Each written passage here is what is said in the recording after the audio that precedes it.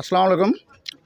হরিপুর উপজেলা ৫ নং ইউনিয়ন তরলা গ্রামে সিদ্দিক ডাক্তারের ছেলে কিছুদিন আগে একটা বিয়ে আসছিল। সে বিয়ে করছে, কাগজপাতি নিয়ে আসছিল। শানু নাম, থানায় এটা কয়েকবার বসা হয়েছে। এটা একটা সমাধানের জন্য সময় দেওয়া হয়েছিল। ওই মেয়ে বলছিল যে আর একটা বিয়ে করছে, ছেলে তখন অস্বীকার করতেছিল। কিছুদিন পরে এই ২-৩ দিন হলো আবার একসাথে দুইটা মেয়ে আসছে। আগের শানু, পরের মেয়েটা, দুইজন বলছে আমরা দুইজনে বিয়ে করছে, দুইজনকেই। ছেলে ছিল না। আমরা একদিন আসে রাস্তায় বসলাম যে ছেলে আসবে, ছেলে আসে সমাধান করব। আজকে আর ছেলেকে নিয়ে আসছে। থানার এসআই মোস্তাফিজুর ভাই সহ আসছিলাম। আমরা ছেলের সাক্ষাৎকার নিলাম।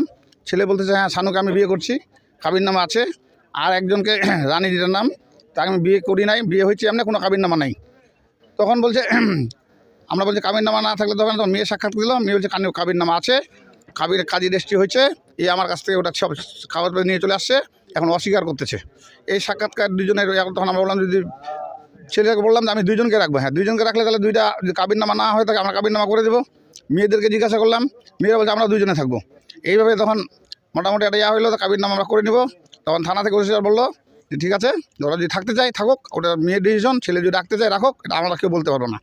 এই বলে তখন আমরা সবাই মিলে গ্রামবাসী বা এলাকা বলতেছে ঠিক আছে, যদি কাবিননামা না থাকে কাবিননামা আবার করে দিতে হবে, আর কাবিননামা থাকলে ওইভাবে ওরা থাক, কাবিননামা দেখাক দুজনেই। এইভাবেই বিষয়টা এই পর্যন্ত। আজকে তখন অফিসার বললো ঠিক আছে, ওরা রাতের মধ্যে ডিসিশন হোক, দুইজন যদি থাকে দুইজনের ওইভাবে ব্যবস্থা হবে, আর যদি না থাকে কাকে রাখবে, কাকে ব্যবস্থা করে দিবে, এইভাবে তখন এইভাবে এটা স্থগিত থাকলো। তার মধ্যে একজনের কিন্তু আবার পেটে বাচ্চা আছে, এই জন্য এখন কাকে রাখবে না কীভাবে কী করবে, এটা ওরা রাতের মধ্যে সিদ্ধান্ত নেবে। সিদ্ধান্ত নিয়ে তখন কালকের মধ্যে একটা সমাধান ওরা করবে, এইটাই আমাদেরকে বললো ওর গার্জেন মহল। এটুকুই আমি, আমার জানা মতে এটুকুই আমি জানি। আসসালামু আলাইকুম। বিষয়টা হলো যে কালকে জামাতের আমির এবং ওরা আরও কিছু গণ্যমান্য লোক ছিল। গতকাল রাত পর্যন্ত অনেক করছে, আলোচনা করার পরে বাইদাভাবে ওদের মুখে শোনা যে এটা একটা মিউচুয়াল করে নিছে। মিউচুয়াল করার পরে আজকে সকালে আমরা শুনতেছি বাজারে আসে যে দুইটা মেয়েকে নিয়ে গেছে কোর্টে ওরা ডিভোর্স করাবে, এবং ওইখানে যাই মারধরও করছে মেয়েদেরকে, তার শ্বশুর এবং তার ভসুর। এরপরে ওইখান থেকে মেয়েরা ঠাকুরগাঁ থেকে পালায় আসে হরিপুর থানায় আশ্রয় নেয়। সেখান থেকে এএসআই মোস্তাফিজুর রহমান ওনার নেতৃত্বে এখানে আসার পরে বাসায় ঢুকতে দেয় নাই, জোরপূর্বকভাবে ঢুকছে মেয়েগুলা।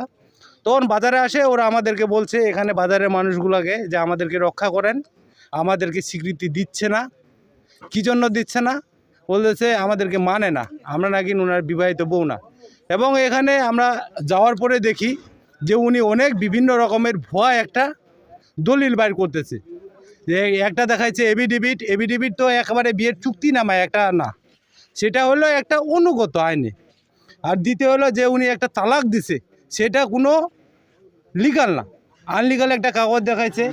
এএসআই দেখছে, আমরাও দেখছি। দেখার পরে ওখানে একটা ডিসিশন হইলো দুই পক্ষ মিলে যে এক মেয়ে কিন্তু উনি বিয়ে করে নাই, দীর্ঘদিন যাবৎ ওইখানে ছিল।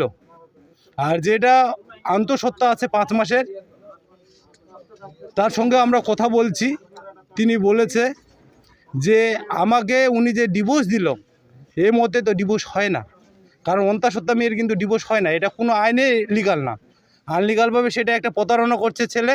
দ্বিতীয় হলে এই মেয়েটাকে নিয়ে আবার জোরপূর্বকভাবে ধর্ষণে পরিণত হয়ে গেছে, যেহেতু উনি বিবাহিত, আইনসঙ্গতভাবে উনি তার বউ না।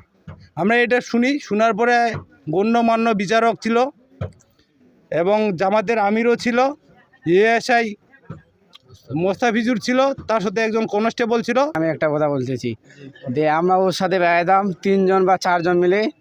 আমাদের ওরা বলছে যে তোমরা সব জানে আমাদের নামে বেলে ওরা মামলা দেবে বলে, এরকম কাজে কথা বলছে যে আমাদের নামে বলছে যে এদের নামে মামলা দিলে এরা বলবে। ওদের বাড়িকার লোক আমি করিমুল সাকিব এদের নামে বেলে মামলা দেবে, ওদের বাড়িকার লোক বলছে। এদের এইভাবে আমরা আছি, ওরা আমাদের খোঁজ নিয়ে, ওরা আমাদের বলছে যে তোমরাই বলতে পারবা, খোঁজ নিচ্ছে ওরা আমাদের কাছ থেকে যে তোমরাই বলতে পারবা, তোমরা বলো। বিস্তারিত হলো আজকের ঘটনাটা তো না, এটা পূর্বের ঘটনা নিয়ে যে আসতেছে। এটা রমজান মাসের আগে একটা মেয়ে আসছিল রংপুর বাসা, তো সে তার পরিবারের লোকজন নিয়ে 3-4 জন আসছিল এখানে। সে বাসায় ঢুকতে দেয় নাই, অন্য বাসায় আশ্রয় নিয়েছিল মেম্বারের, আমাদের এই 7 নম্বর ওয়ার্ডের ইউনিয়নের মালিক মেম্বার, তার বাসায় আশ্রয় দিল।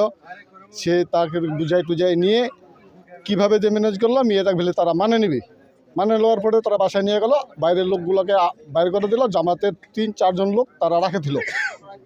রাখা দেওয়ার পরে আমরা সবাইকে কিন্তু বাইরে করে দিল, কিন্তু বাইরের লোকের কিন্তু আমাদের প্রয়োজন নাই, প্রয়োজন পড়লে আমরা রাখে নিব। পরবর্তীতে আমরা শুনলাম যে মিটমাট হয়ে গেছি, মিটমাট হয়ে দিয়ে ফের তার মেয়েটা তার বাসায় নিম্নত 1 সপ্তাহ থাকলো। 1 সপ্তাহ থাকার পরে সে খাওয়া দাওয়া দিচ্ছেই করছে, কিন্তু গোপনে টর্চারিং করতেছে। এই টর্চারিং করার পরে মেয়েটা সে না ফের গ্রামের লোকের পরামর্শ নিয়ে সে থানায় আশ্রয় নিল।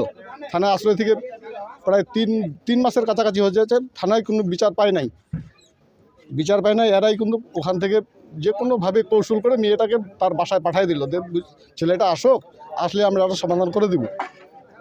তো বাসায় পাঠিয়ে দিল, বাসায় পাঠা দেওয়ার পরে কিন্তু আর কোনো খোঁজখবর নেই, আমরা কিছু জানি না। এটা গতকালকে ফের আবার ও আরেকটা সঙ্গে নিয়ে আসছে, ও বলে আগে বিবাহ করছে, একে পরে বিবাহ করছে। যে আসছিল এ পরের স্ত্রী, যেটা নূতন আসলো সেটা আগের স্ত্রী বলেন না, সে বলছে কিন্তু এরকমভাবে আমরা তো কেউ যাই নাই। কালকে ফের ওরা বসছিল, ওই কালকেও ফের সেই কাহিনী, জামাতের 3-4 জন লোক ওরা বাসায় ঢুকছে, বাইরের লোক ঢুকতে দেয় নাই। আমরা গেট থেকে ঘুরে চলে আসলাম।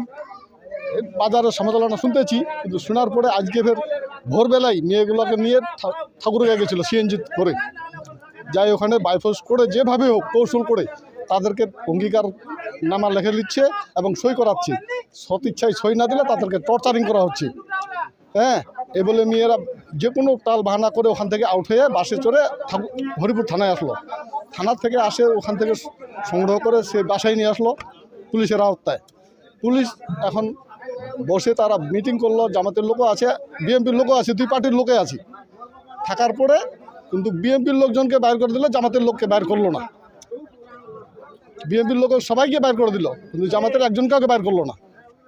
বাইরে না করা দিয়ে আমাদের বিএনপির কিছু আমরা লোকজন একটু উত্তপ্ত, অপমান করা হলো। কেন অপমান করা হলো, এটার কী কথা আমরা ডিসিশন করে আমরা জানাচ্ছি। পরে মুস্তাফিজুর বাইরে হয়ে আসলো, এসআই সাহেব কাছে, ওটা ওদের ব্যাপার, ওরা ডিসিশন কীভাবে কী করবে ওটা ওদেরও জানে, আমরা এখানে আর নাই। আমরা ফের আবার এখান থেকে ফোন দিলাম ওসি সাহেবকে, ওসি সাহেব বললো যে ওদেরকে সবাইকে স্বীকারোক্তি দেন কীভাবে মিটমাট হলো, যদি না হয় তাহলে আপনারা মেয়ে আপনাদের হেফাজতে হোক, ওদের হেফাজতে রাখেন। এরা তো বাইরে কেউ কোনো গার্জেন নিয়ে আসে নাই, ওদের এখানে কেউ কোনো আপনজন বলে লোক নাই। আমরা যদি জনগণ তার পক্ষে না হই তো হবে কারা? একটা তো লোক লাগবে এখানে উপস্থিতি। এখন আপনারা কি চাচ্ছেন? আমরা চাচ্ছি একটা সমাধান, যেভাবে হোক তাদের একটা অধিকার মূল্যায়ন যারা ফিরে পায়, তারা অর্থের বিনিময়ে হোক, তার স্বামীর বিনিময়ে হোক। সে ছেলে বলছে আমি 2টাকে রাখবো, 2টাকে আমি বিয়ে করব, আইনগতভাবে বৈধভাবে যদি বিয়ে করতে হয় তো বিয়ে করব, এইভাবে ওরা ছেলের বলছে। কিন্তু ছেলের গার্জেনকে বিপক্ষ বলছে যে এটা আমাদের ব্যাপার। এ বলে আমাদেরকে সবাইকে বাইর করে দিল। বাইর করে দিয়ে আমরা বাজারে এখন চেষ্টা চালাচ্ছি এটা মিটমাট করে দেওয়ার, কিন্তু ওরা আমাদের কথা কোনোই শুনে না। একাই 100 বললে তো আর হবে না, ওরা নিজে কী দিয়ে ভাবে আল্লাহ মাহবুব ছাড়া কেউ জানে না। এইগুলো আমি আমার বক্তব্য শেষ করলাম। আমার নাম মোহাম্মদ নজরুল ইসলাম, তোররা গ্রাম।